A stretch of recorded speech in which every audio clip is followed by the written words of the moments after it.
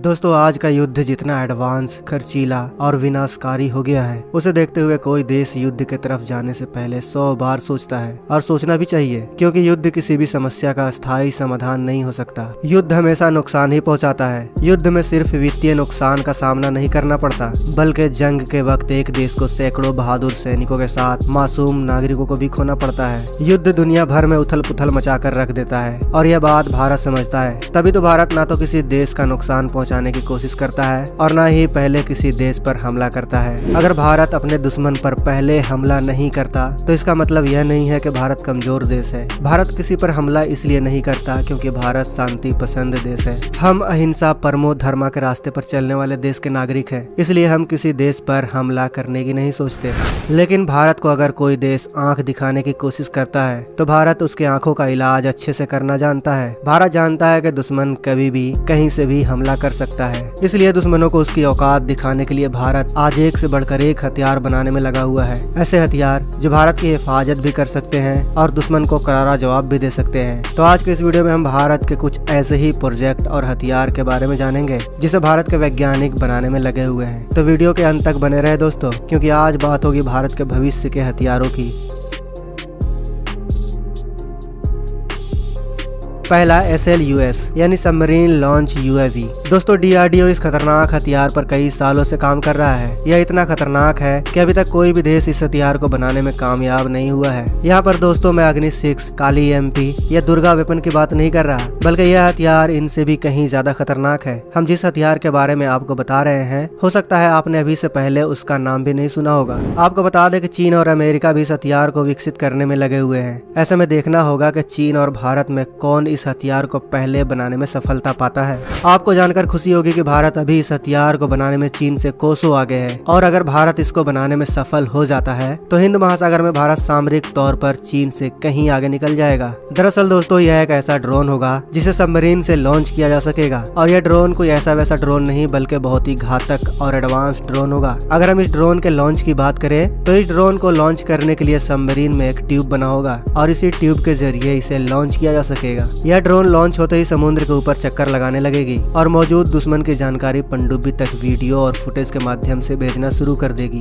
आपको बता दें फिलहाल अभी इस ड्रोन से दुश्मन की जानकारी इकट्ठा की जा सकेगी, मगर इसके अगले वेरिएंट में खूबी यह होगी कि वह ड्रोन दुश्मन पर स्ट्राइक भी कर सकने में सक्षम होगी। आपको बता दें दोस्तों कि युद्ध के समय हम दुश्मन को तभी हरा सकते हैं जब हमारे पास दुश्मन की सटीक जानकारी मौजूद हो, और नेवी का यह ड्रोन दुश्मन की जानकारी देने में पूरी तरह सक्षम है। उम्मीद है DRDO भविष्य के इस हथियार को बहुत जल्द बनाकर तैयार कर लेगा। दूसरा रेल गन। दोस्तों दुनिया तब हैरान हो गई जब भारत ने रेल गन का ऐलान किया। रेल गन कितना खतरनाक होता है आप इस बात से अंदाजा लगा लो कि अगर रेल गन को सिर्फ 1 घंटा चला दिया गया तो इसकी नली तक गल जाती है। रेल गन कितना खतरनाक होता है इसका अंदाजा आप इस बात से लगा सकते हैं कि यह 1 सेकंड में 3 किलोमीटर की गति से दुश्मन पर हमला करता है। यानी कोई दुश्मन अगर 10 किलोमीटर की दूरी पर है तो यह हथियार उसे सिर्फ 3 सेकंड में तबाह कर सकता है। अगर हम रेल गन के तकनीक की बात करें तो इसमें 2 इलेक्ट्रोमैग्नेटिक कंडक्ट रेल होती है, जिसके वजह से इसे रेल गन कहा जाता है। इसमें एक रेल पॉजिटिव तो वहीं दूसरी नेगेटिव होती है, जिसमें पॉजिटिव वाले में पॉजिटिव इलेक्ट्रोमैग्नेटिक चार्ज होता है तो वहीं नेगेटिव वाले में नेगेटिव इलेक्ट्रोमैग्नेटिक चार्ज होता है। इन दोनों नली यानी रेलों के बीच में एक एल्युमिनियम की प्लेट लगी होती है जिसे आर्मेचर कहा जाता है। यही आर्मेचर इस रेल गन को पूरा करता है, क्योंकि इसी के ऊपर प्रोजेक्टाइल को डिप्लॉय किया जाता है, और जब रेल गन को फायर किया जाता है तब इसमें लगी प्रोजेक्टाइल के साथ आर्मेचर भी फायर होता है। जितना अधिक रेल गन में करंट होता है उतनी अधिक गति से रेल गन प्रोजेक्टाइल को फायर करता है। फायर करने की गति 10 मैक यानी ध्वनि की गति से 10 गुना अधिक होती है। दोस्तों अब हम बात करते हैं भारत के एक और प्रोजेक्ट विष्णु की। इस प्रोजेक्ट के तहत भारत 2 हाइपरसोनिक मिसाइलों का निर्माण कर रहा है। प्रोजेक्ट विष्णु के अंतर्गत बनने वाले इन दोनों मिसाइलों को भारत के लिए काफी अहम माना जा रहा है। अहम इसलिए क्योंकि यह दोनों मिसाइल कोई मामूली मिसाइल नहीं बल्कि हाइपरसोनिक मिसाइल होगी। हाइपरसोनिक मिसाइल कितना खतरनाक होता है ये आप अच्छे से जानते होंगे, फिर भी हम आपको बता दें कि हाइपरसोनिक मिसाइल की रफ्तार इतनी अधिक होती है कि अभी तक दुनिया का कोई भी रडार सिस्टम इसको पकड़ने में सक्षम नहीं है। अब आप अंदाजा लगा लो कि भारत प्रोजेक्ट विष्णु के अंतर्गत जिन 2 मिसाइलों को बना रहा है वह मिसाइल कितना खतरनाक होगा। आप सोचकर देखिए दोस्तों, जिस मिसाइल को अभी तक अमेरिका और रूस तक पकड़ने में सक्षम नहीं है तो चीन और पाकिस्तान की क्या औकात। खबरों की माने तो भारत जिन हाइपरसोनिक मिसाइलों को बना रहा है वह हाइपरसोनिक तो होगी ही, साथ ही वह हाइपरसोनिक गति से दुगनी रफ्तार में हमला करने में काबिलियत रखेगी। 5 मैक की गति से हमला करने वाली मिसाइल को हाइपरसोनिक मिसाइल कहा जाता है, मगर भारत के इन दोनों मिसाइलों के बारे में कहा यह जा रहा है कि यह दोनों मिसाइल 10 मैक की गति से दुश्मन पर हमला कर सकेगी। इसकी इसी तेज रफ्तार की वजह से कहा यह जा रहा है कि इन मिसाइलों को अमेरिका और रूस तक नहीं रोक सकते। आपको बता दें कि इस प्रोजेक्ट में बनने वाली पहली मिसाइल जमीन से जमीन पर मार करने में सक्षम होगी, तो वहीं दूसरी मिसाइल को रफाइल या सुखोई में तैनात किया जाएगा जो हवा से जमीन पर मार करने वाली मिसाइल होगी। चौथा, आईएनएस विक्रांत। भारत के पास अब तक सिर्फ एक ही एयरक्राफ्ट कैरियर मौजूद है जिसका नाम है आईएनएस विक्रमादित्य, लेकिन साल 2022 में स्वदेशी एयरक्राफ्ट कैरियर आईएनएस विक्रांत भारतीय नौसेना में शामिल हो जाएगा। आपको बता दें किसी भी एयरक्राफ्ट कैरियर की ताकत उसका फ्लाइट डेक यानी रनवे होता है। आईएनएस विक्रांत के फ्लाइट डेक की बात करें तो इसका फ्लाइट डेक करीब 262 मीटर लंबा है जो 2 फुटबॉल के मैदान से भी बड़ा हो जाता है। वहीं इसकी चौड़ाई की बात करें तो इसकी चौड़ाई करीब 62 मीटर और ऊंचाई 50 मीटर की है।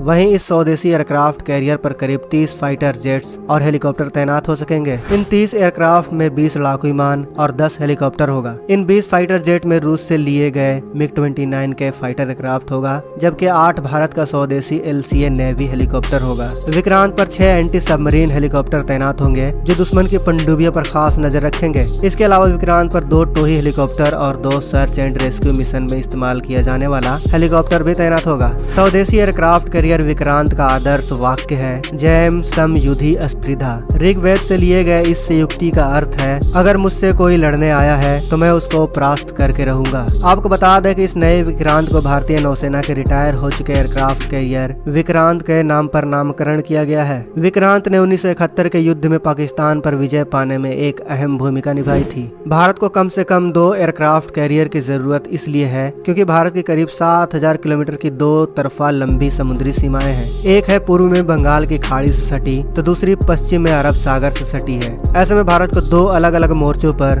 2 अलग अलग विमान वाहक युद्ध पोतों की जरूरत थी। इसके अलावा हिंद महासागर में भारत का करीब 23 लाख वर्ग किलोमीटर का स्पेशल इकोनॉमिक जोन है जिसकी सुरक्षा करने के लिए भारत को 2 एयरक्राफ्ट कैरियर की जरूरत है। 5वां, LRSAM। दोस्तों, भारत का यह हथियार खासकर चीन के युद्ध पोतों को समुद्र में डुबोने के लिए बनाया जा रहा है। आपको जानकर हैरानी होगी कि चीनी नेवी साल 2022 में संख्या बल के हिसाब से दुनिया की नंबर 1 नौसेना बन चुकी है। आज के डेट में चीनी नौसेना के पास सबसे ज्यादा शिप मौजूद है। भले ही इन शिप की क्वालिटी अच्छी ना हो मगर यह शिप भारत को परेशान करने के लिए काफी है। ऐसे में भारत ने चीन के इस रणनीति का काट ढूंढ लिया है और DRDO एक खास मिसाइल पर काम कर रहा है जिसे LRASM के नाम से जाना जाता है। आपको बता दें कि यह long range anti ship missile होने वाली है और यह मिसाइल कोई ऐसी वैसी मिसाइल नहीं होगी। आपको जानकर हैरानी होगी कि DRDO इस मिसाइल में SFDR तकनीक का इस्तेमाल करने वाली है जिसके कारण यह मिसाइल दुश्मन पर लंबी दूरी तय करने के बावजूद सटीकता से हमला करने में सक्षम होगी। इस मिसाइल को एडवांस और इंटेलिजेंट मिसाइल भी कहा जा रहा है क्योंकि इस मिसाइल की सबसे खास बात यह होगी कि यह दुश्मन के शिप के सबसे कमजोर हिस्सों को पहचान कर वहीं पर हमला करेगी। तो दोस्तों, यह है भारत के भविष्य के कुछ ऐसे हथियार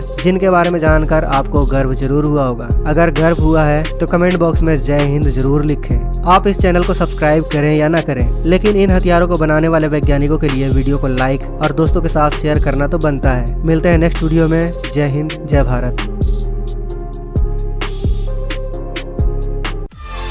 दोस्तों, अगर आपको ये वीडियो पसंद आए तो वीडियो को लाइक करें, सब्सक्राइब करें और इस घंटे को बजाय ऑल प्रेस करें हमारी वीडियो सबसे पहले देखने के लिए।